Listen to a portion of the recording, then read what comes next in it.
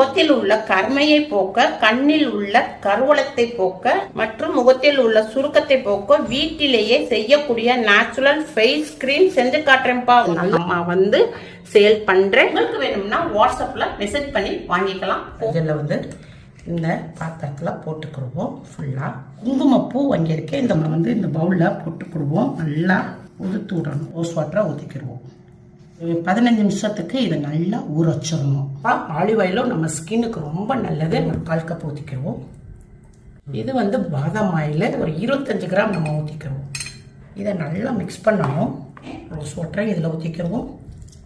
நம்ம ரோஸ் வாட்டரும் ஊற்றியாச்சு. இதை நல்லா மிக்ஸ் பண்ணணும். இப்போ நம்ம ஈவியான் ஒரு பாட்டிலுக்கு 2 மணிக்கு போட்டுக்கிறணும். ஈவியான் டேப்லெட்டு போட்டுக்கிறோம். அதை நல்லா மிக்ஸ் பண்ணிக்கிறணும். குங்குமப்பூவையும் இதில் ஊற்றிடுவோம்.